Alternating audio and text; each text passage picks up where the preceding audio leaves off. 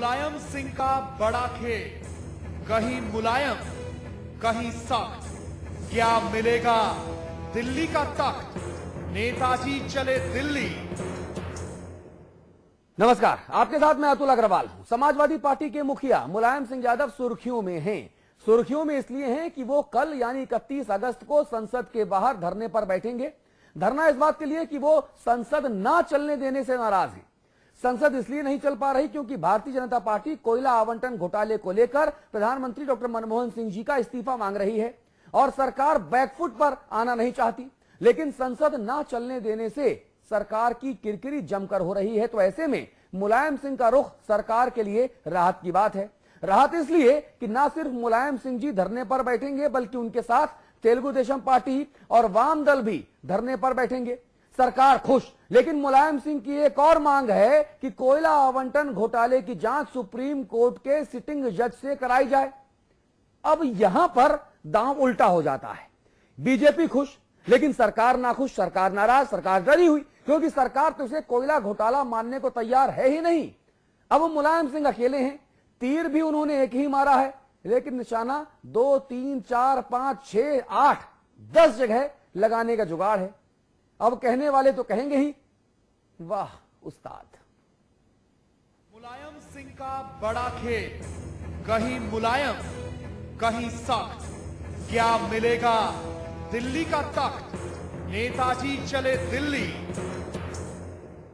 और इस मुद्दे पर बात करने के लिए हमारे साथ समाचार प्लस न्यूज नेटवर्क के मैनेजिंग एडिटर अमिताभ अग्निहोत्री जी मौजूद हैं। स्वागत है आपका। धन्यवाद। कांग्रेस की नुमाइंदगी करेंगे वरिष्ठ कांग्रेसी नेता हैं राशिद मसूद साहब। आप मुलायम सिंह जी के भी बहुत करीबी रहे हैं और अभी कांग्रेस पार्टी में हैं और कांग्रेस पार्टी का उत्तर प्रदेश में एक महत्वपूर्ण मुस्लिम चेहरा के तौर पर सामने आए हैं। बहुत विद्वान हैं, बहुत प्रबुद्ध हैं, इनसे हम बात करेंगे। लखनऊ आपको लेकर चलेंगे। बीजेपी प्रदेश अध्यक्ष लक्ष्मीकांत वाजपेयी जी हमारे साथ होंगे और वरिष्ठ पत्रकार सुभाष मिश्रा जी हमारे साथ होंगे। आप चारों लोगों से इस खबर के तमाम पहलुओं पर बातचीत की जाएगी।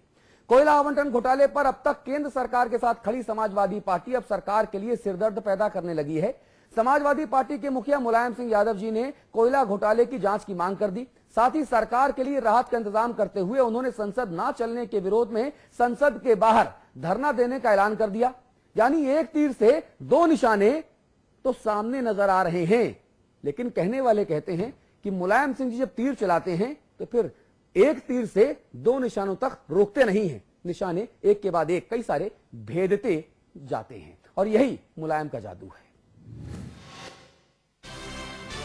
संसद मुश्किल में है।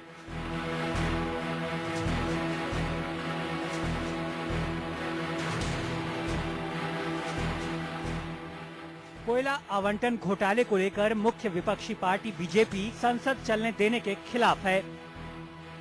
उसकी मांग है कि प्रधानमंत्री मनमोहन सिंह अपने पद से इस्तीफा दें, जो कि फिलहाल होता नहीं दिख रहा और सियासी समीकरण भी इसके संकेत नहीं दे रहे, क्योंकि खुद बीजेपी के अपने सहयोगी भी इस मुद्दे पर उससे किनारा करते दिख रहे हैं।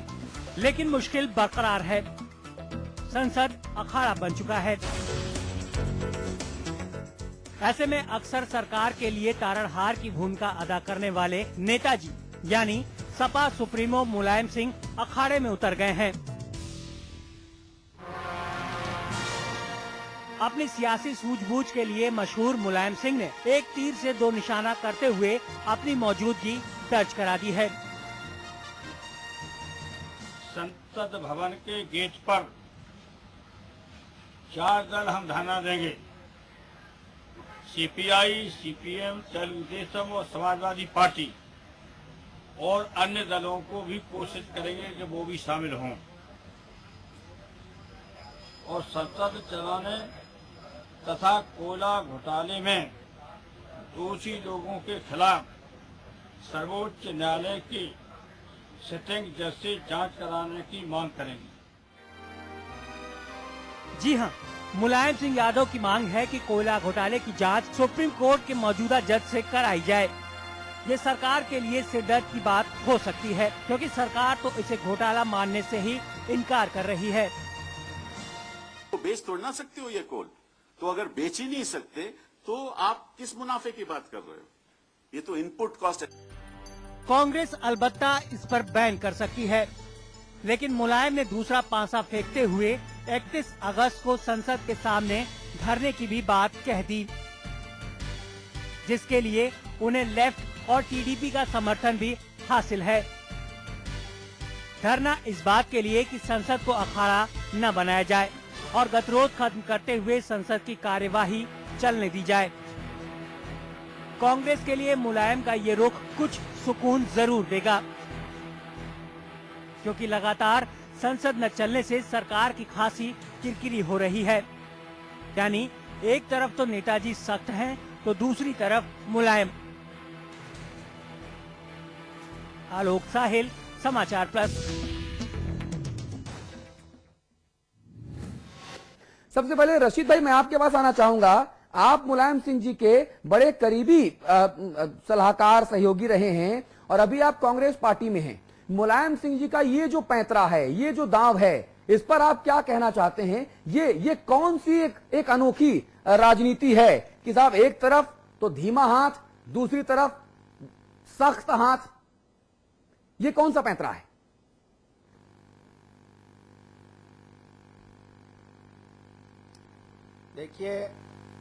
देखिए मुलायम सिंह जी की ख्वाहिश प्राइम मिनिस्टर बनने की है और मैं समझता हूं ये ख्वाहिश कोई बुरी चीज नहीं। जो पॉलिटिक्स में है उसको ख्वाहिश रखने का पूरा अधिकार है। अब उस ख्वाहिश को पूरा करने के लिए वो इस जोड़ तोड़ में किस तरह से थर्ड फ्रंट बने और हमारी लेफ्ट पार्टीज ने उनको इस सिलसिले में तैयार किया और उन्होंने आज जो स्टेटमेंट दिया वो आपने देखा भी होगा कि सुप्रीम कोर्ट से वो लिया जाए। दूसरी तरफ उन्होंने धरने का भी किया कि हम बैठेंगे। तो जो आप जैसा फरमा रहे हैं कि असल में वो भी ये फैसला नहीं कर पा रहे हैं कि क्या सही है और क्या गलत है, इसलिए अभी दोनों तरफ हाथ रख करके चलने की कोशिश कर रहे हैं। नहीं, या यूं कहें कि ये मुलायम सिंह जी का स्टाइल है और इस स्टाइल के चलते जो है वो कभी कांग्रेस को अपने फायदे के लिए इस्तेमाल करते हैं। जब उत्तर प्रदेश के लिए उन्हें पैकेज लेना होता है, जब उन्हें स्टिमुलस पैकेज लेना होता है, तब चाहे वो अखिलेश जी हों वो दिल्ली जाते हैं, मुलायम जी हों दिल्ली जाते हैं, शिवपाल भी अलग से पैसा लेके आते हैं और केंद्र देती है समर्थन हासिल करने के लिए। लेकिन जब वो काम हो जाता है तो फिर मुलायम सिंह जी ये सख्त तेवर दिखाते हैं। ये तो मुलायम सिंह जी का पावर गेम हुआ ना, जिसमें आप लोग केवल मोहरा बने हैं, कांग्रेस पार्टी कुछ नहीं कर पा रही। ये बिल्कुल आपकी बात दुरुस्त है। हाँ, देखिए एक बात सुन लीजिए कि पावर गेम तो इस वक्त सब लोग खेल रहे हैं। सब लोग 2014 को निगाह में रखकर अपनी अपनी गोटे फिट कर रहे हैं। किसी को यह फिक्र नहीं है कि संसद क्यों नहीं चल रही है, किसी को यह फिक्र नहीं है कि भाई बैठ करके डिस्कशन से ही इल्जाम और होगा। देखिए अगर पार्लियामेंट में डिस्कशन होगा तो हिंदुस्तान की पूरी जनता देखेगी, वहां बीजेपी को भी मौका मिलेगा अपनी बात रखने का, कांग्रेस को भी अपनी बात रखने का मौका मिलेगा, दूसरी लेफ्ट को और दूसरी पार्टियों को भी अपनी अपनी बात रखने का मौका मिलेगा। और फिर जनता ये फैसला कर पाएगी उस बहस के बाद कि कौन सही है और कौन गलत है। जी। आज हो क्या रहा है कि किसी कोई भी इल्जाम लगाइए और इल्जाम लगा के पार्लियामेंट मत चलने दीजिए और फिर उसके बाद खामोश होकर बैठिए, फिर 2014 के इलेक्शन की तैयारी कीजिए, फिर थर्ड फ्रंट के बनाने की बात कीजिए, फिर कहीं नरेंद्र मोदी साहब का नाम उछाल करके उनके प्राइम मिनिस्टरशिप की बात कीजिए, कहीं फिर उससे किसी से दूसरे से उल्टा बयान दिलवा दीजिए। ये पूरी हिंदुस्तान की राजनीति भटक गई है। अच्छा। और मुझे नहीं, मेरे समझ में नहीं आता कि कौन लोग हैं जो एक अनस्टेबल हिंदुस्तान चाहते हैं। लक्ष्मीकांत वाजपेयी जी हमारे साथ, मसूद साहब हमारे साथ लक्ष्मीकांत वाजपेयी जी मौजूद हैं। आप भारतीय जनता पार्टी उत्तर प्रदेश के अध्यक्ष हैं। लक्ष्मीकांत वाजपेयी जी, संसद क्यों नहीं चलने दे रहे आप, ये तो एक अलहदा मुद्दा है, इस पर तो रात भर बहस हो सकती है। हम मुलायम सिंह जी के इस चमत्कार पर आज बात करने को बैठे हैं, जिसे कांग्रेस पार्टी अपने हाथों के सहारे बार बार नमस्कार कर रही है। मुलायम सिंह जी, अखिलेश जी और पूरा यादव कुनबा मुस्कुरा रहा है और ये उत्तर प्रदेश के लिए एक अच्छी बात है कि अगर मुलायम सिंह जी ज्यादा मजबूत होंगे तो उत्तर प्रदेश उत्तम प्रदेश बनने की राह में आगे बढ़ चलेगा। ये तो मुलायम सिंह जी का स्वागत होना चाहिए इस बात के लिए कि वो कांग्रेस जैसी पार्टी से अपनी मन की सारी चीजें पूरी करवा रहे हैं। कांग्रेस पार्टी भी और मुलायम सिंह जी भी दोनों दुविधा में हैं।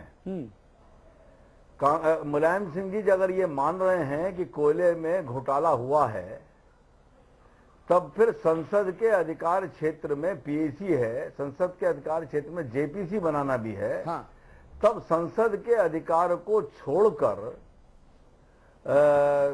सुप्रीम कोर्ट के मुख्य न्यायाधीश से किसी सिटिंग जज से जांच कराने की बात करके वो धरना देने की बात कर रहे हैं। हाँ। मेरा ये कहना है कि शुरू से समाजवादी पार्टी दिल्ली में बैठी हुई सरकार का समर्थन करके उसको ऑक्सीजन देने का काम करती रही है। ठीक बात है। अब जब सरकार थोड़ा संकट में फंसी है तो वो थर्ड फ्रंट के नाम पर एक हसीन सपना संजोकर हाँ। संसद के गेट पर बैठकर, अरे उत्तर प्रदेश को तो 1 लाख करोड़ का पैकेज तकरीबन दिलाई दिया ना यूपीए सरकार से। वो सपना संजो रहे हो।